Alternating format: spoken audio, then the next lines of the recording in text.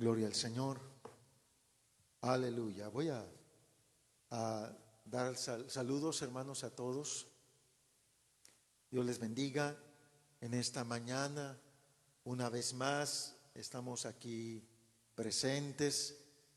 Estamos continuando, ¿verdad?, la obra del Señor, aunque sea a través de este medio. Podemos continuar el trabajo. Decía hace rato mi hija que la iglesia no va a parar, hermanos. La iglesia sigue caminando. Aunque vengan pruebas, aunque vengan luchas, la iglesia sigue caminando. Como está escrito en su palabra, en la palabra de nuestro Señor Jesucristo, ni las puertas del infierno prevalecerán contra la iglesia. Tenemos que seguir trabajando, seguir recibiendo, ministrando la palabra.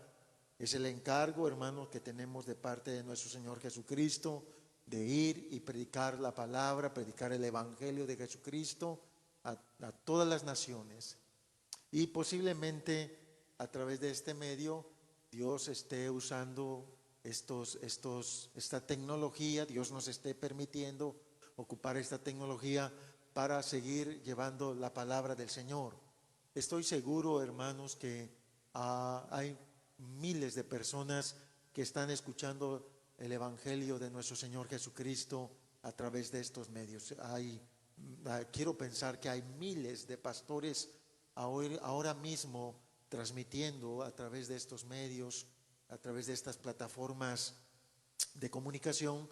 Estamos transmitiendo palabra del Señor, mensajes de la palabra del Señor, y de alguna manera, hermanos, la semilla del evangelio a través de estos medios se está llevando a miles de hogares, a cientos y miles de personas que están escuchando la semilla del evangelio de nuestro Señor Jesucristo. Y ¿sabe qué, hermano?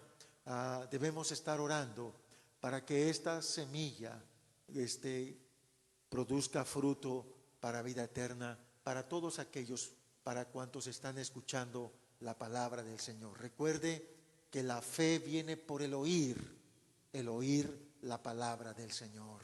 Y mucha gente estará despertando su fe, están empezando a surgir la fe en la palabra, porque como está escrito, que su palabra no va a ir no vuelve vacía, sino que así como las lluvias cuando caen a su tiempo produce fruto en la tierra, así también es la palabra del Señor.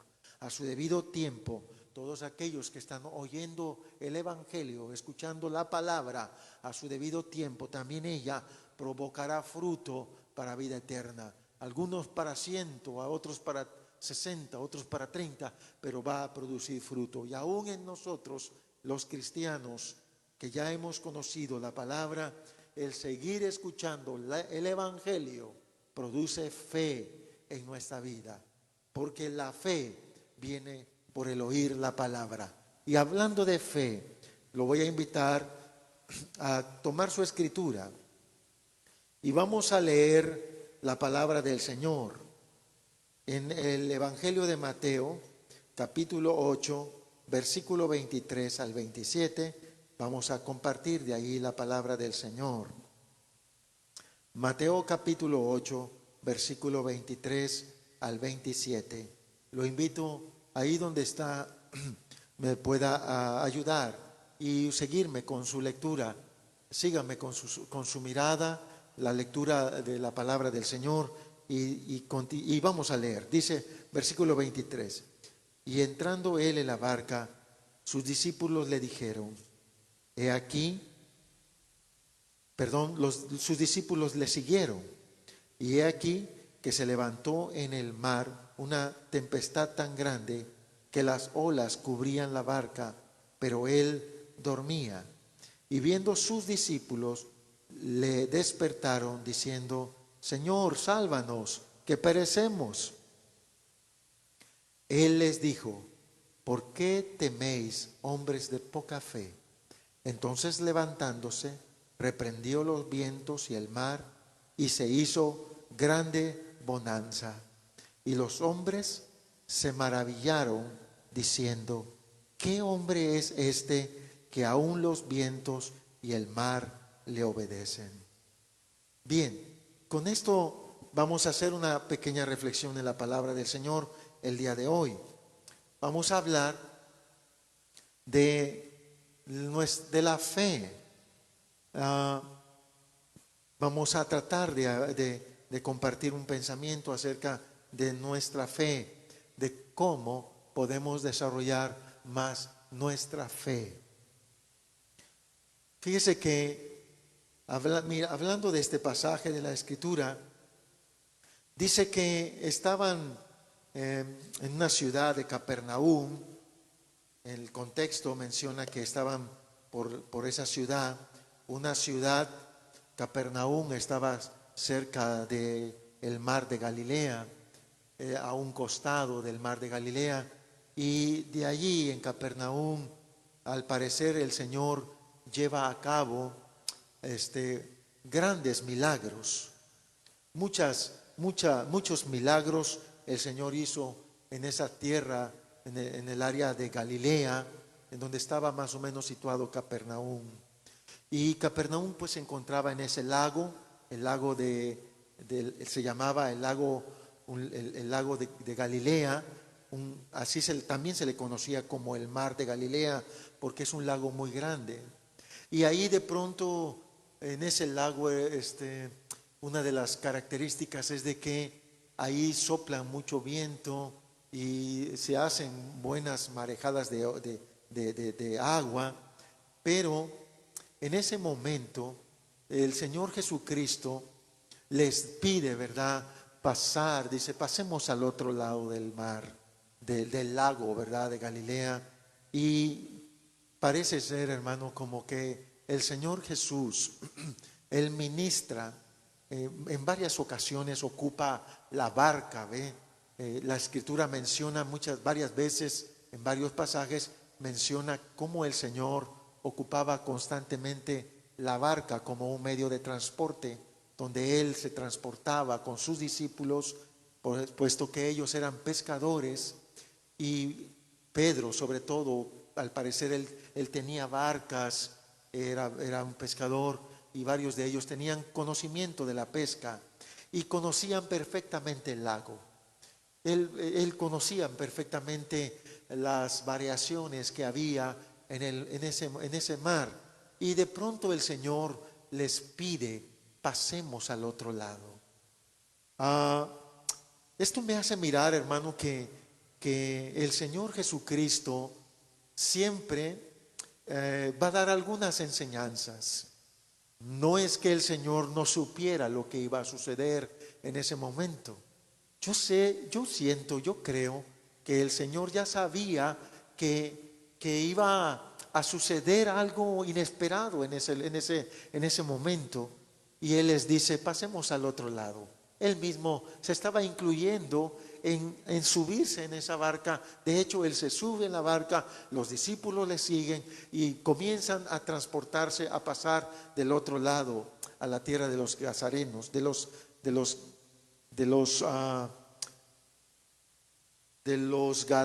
gadarenos, a la tierra de los gadarenos.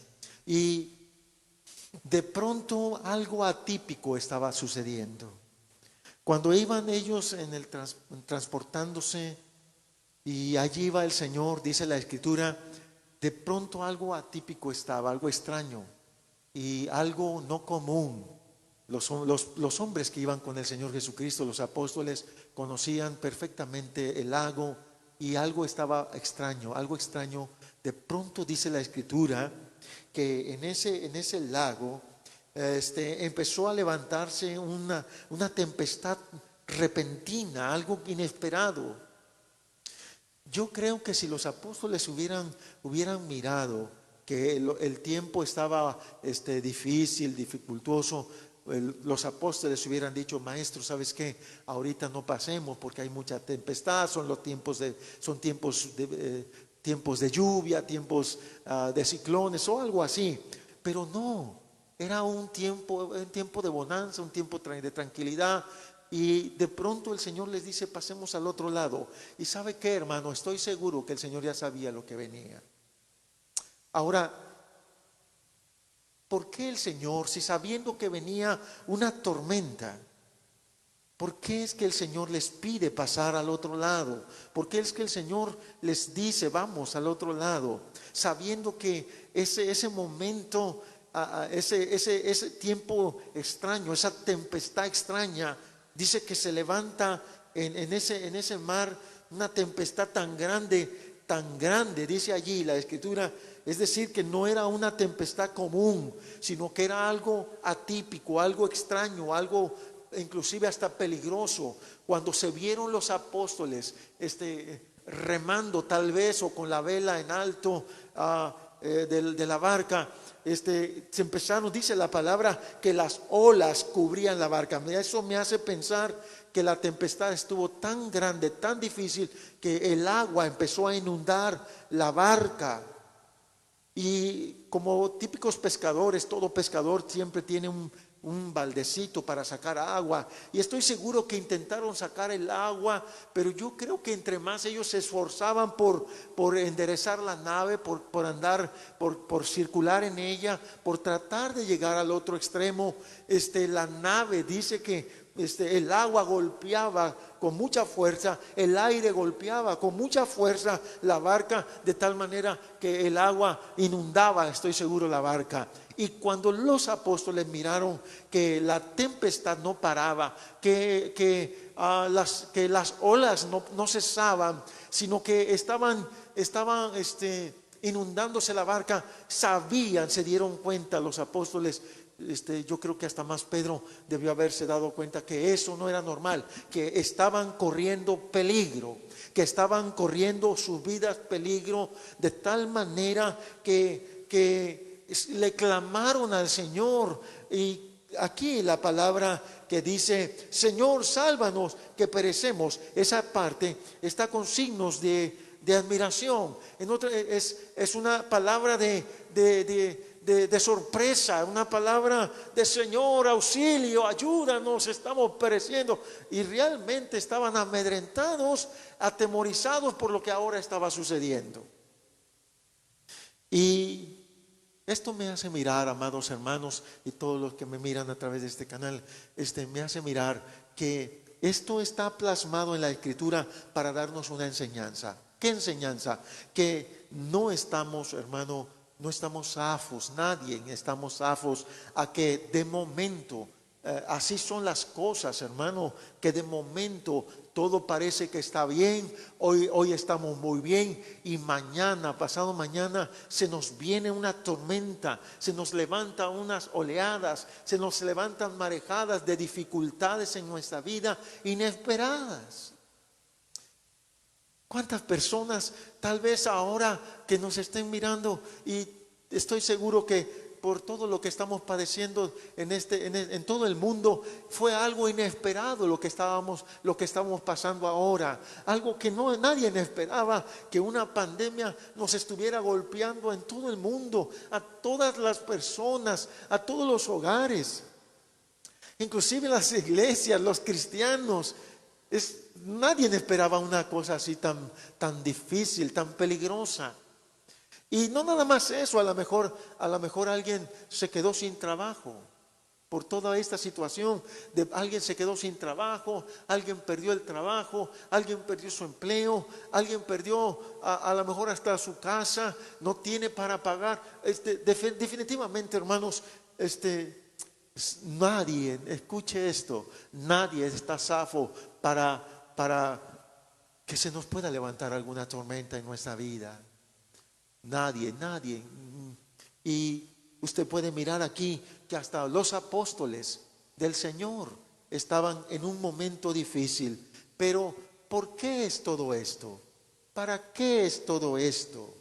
Que no nos extrañe, hermano, que estos eventos se repliquen en nuestra barca, en nuestra vida, en nuestro diario caminar.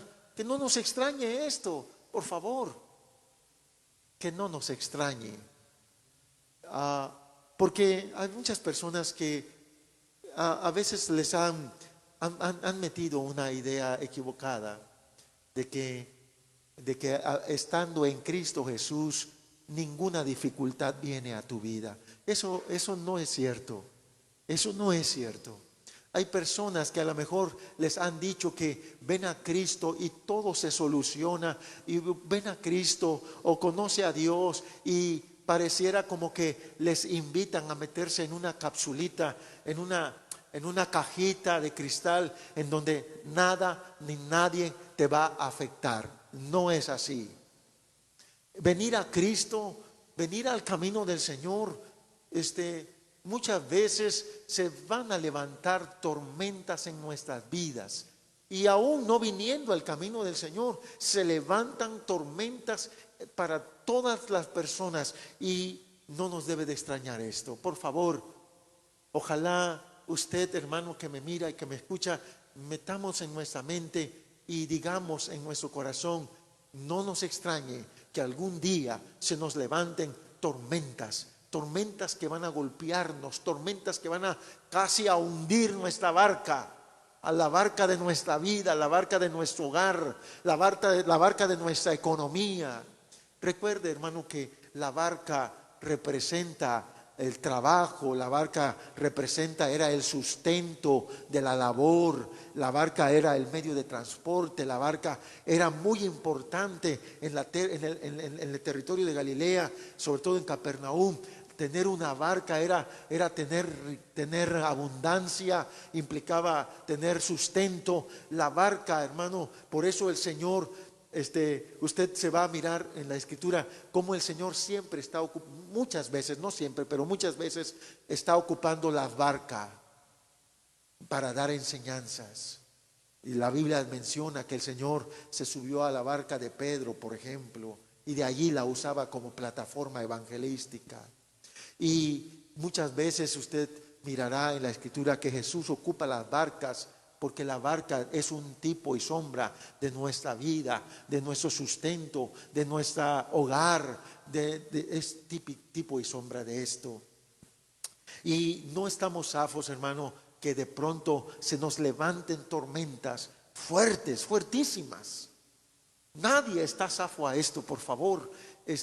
Yo quisiera ser honesto, porque me gusta tener honestidad en la palabra, hablar con franqueza y decirle a los cristianos que escuchan que venir a Cristo no significa que vamos a estar guardados en una cajita de cristal en donde nuestra barca siempre tendrá bonanzas, siempre tendrá paz. No. Venir a Cristo, recuerde, hermano, que también tenemos un adversario, el Señor le reprenda, y que estoy seguro que cuando el Señor iba en esa barca, en el trasfondo, aunque la Biblia no lo dice, pero también en el trasfondo, allí se mueve el adversario. ¿Qué intentó tal vez el adversario hacer? Destruir el plan de redención, acabar, obstaculizar el plan de salvación para la gente. Eso no se debe de olvidar. Siempre el diablo ocupa las circunstancias de la vida y para arremeter contra nuestro oleaje, contra nuestra barca, a través de oleajes fuertes para intentar hundirla. Pero debemos aprender también que Cristo ocupa esas circunstancias, Dios ocupa las circunstancias de esas tormentas para hacernos crecer en fe. A ver, diga conmigo: aprender a crecer en fe. ¿Cómo podemos crecer en fe? Lo que yo entiendo, hermano, en este pasaje es que al parecer el Señor Jesucristo miró en sus apóstoles que ellos tenían mucha teoría de la fe. Ya tenían mucha teoría. ¿Qué es teoría de la fe? ¿Qué es la teoría de la fe? Pues es el concepto teórico, el concepto de aprendizaje, el saber que existen muchas escrituras que hablan de la fe, el saber que Dios es poderoso, el saber que Dios es omnipotente, el saber que Dios es omnividente, todo eso es teoría de la fe. Y al parecer el Señor quería que pasaran, que dieran que tuvieran una fe práctica, que pasaran de la fe teórica a una fe práctica. Mire, ahí donde está, lo voy a invitar que me ayude, por favor, que vaya conmigo a la escritura en Mateo capítulo 8. Mateo capítulo 8.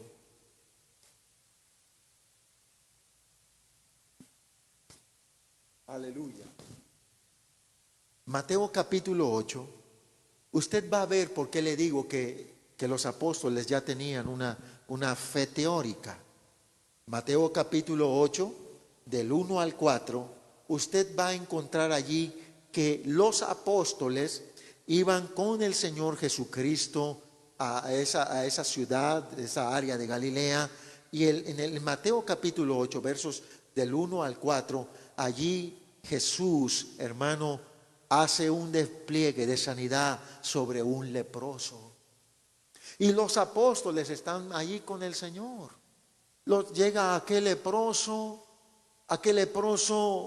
no tiene esperanza, porque recuerde que en aquellos tiempos la lepra era incurable, solamente los milagros podían curar la lepra. Y cuando había un leproso era como ahora, ¿verdad? Alguien que tiene coronavirus, si alguien te dijera tengo coronavirus y se quitara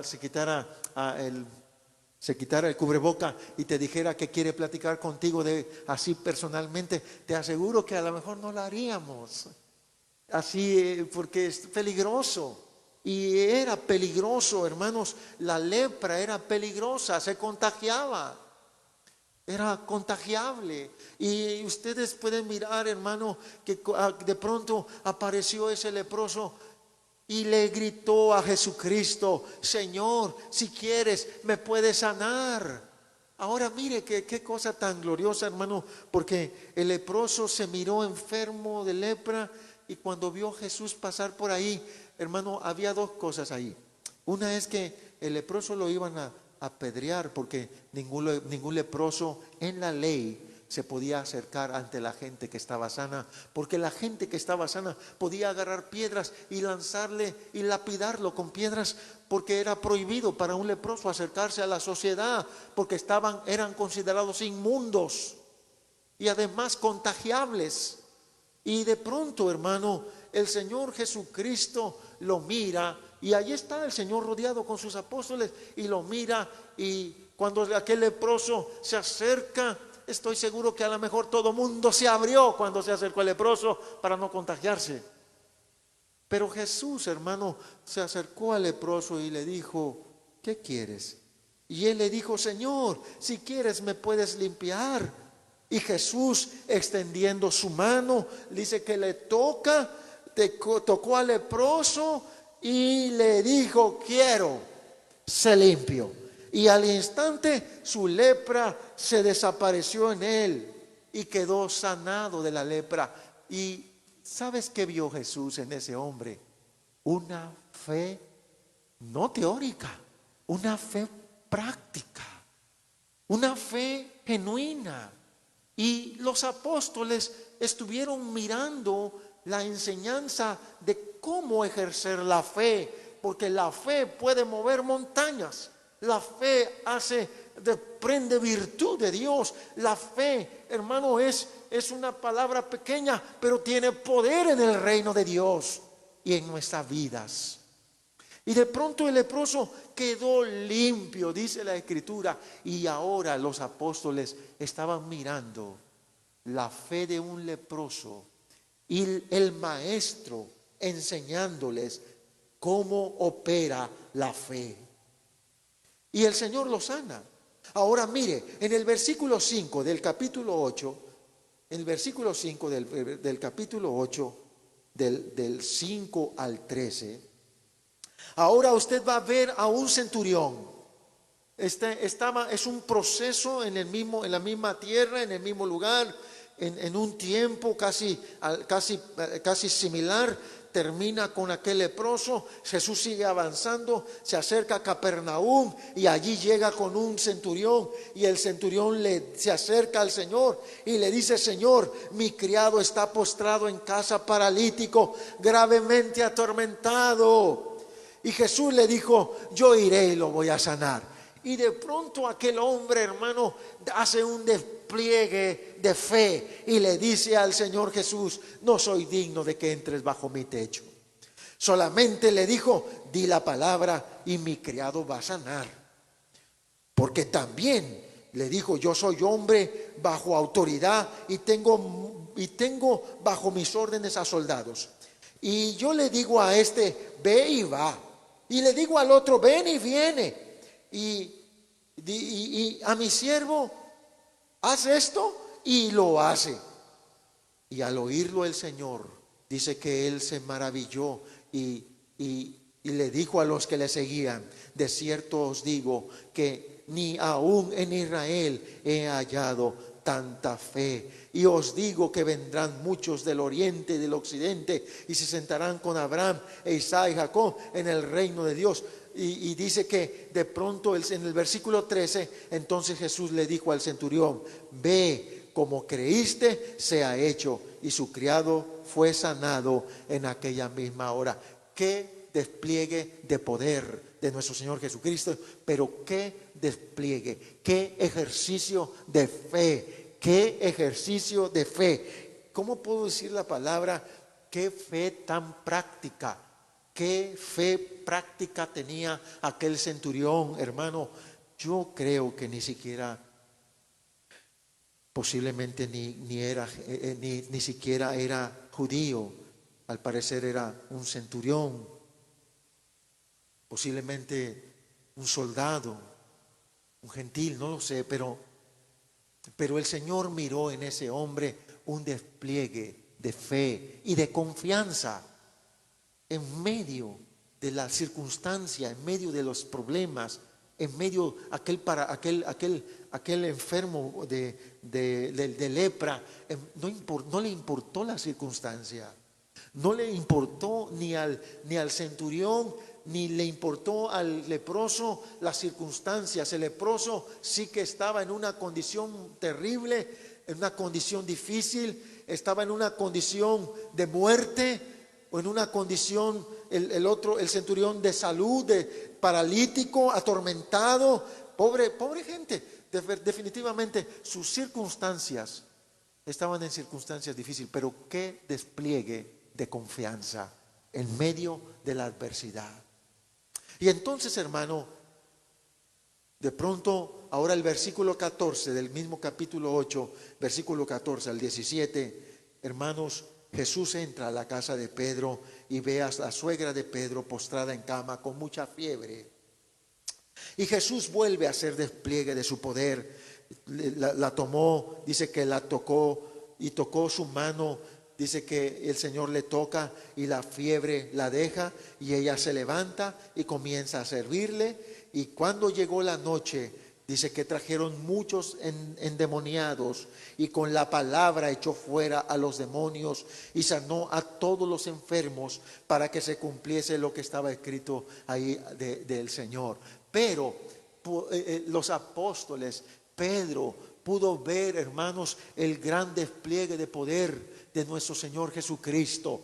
Los apóstoles estaban mirando el despliegue de poder de Jesucristo. Pero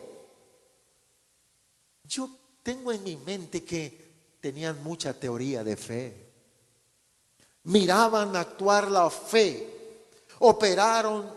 miraron operar la fe, pero para ellos esa fe era teoría. Era teoría. Porque cuando el Señor mira esto, quiero pensar que el Señor por eso les propuso, el Señor mismo les propone: pasemos al otro lado de la orilla, vayamos al otro lado del mar, de la orilla de este lago. Y hermano, yo creo que el Señor les iba a probar. El Señor quería mirar en ellos su respuesta de fe, si eran capaces de desarrollar la fe. Y de pronto el Señor los invita y el Señor se duerme, se acuesta en la barca como para observar, hermano, a ver qué van a hacer en medio de lo que venía. Y el Señor toma un pedazo de, no sé, a lo mejor una almohadilla, no sé, y el Señor se recuesta allí y comienza, hermano, a remar los apóstoles y a pasar. Y cuando van en medio del mar, cuando van en medio de aquel lago, amado hermano, comienza a azotar aquella tempestad, aquel viento, aquellas olas comienzan a golpearlo. ¿Y qué cree que pasaba? Hasta me pongo bien serio aquí. Hasta me puse serio, hermano.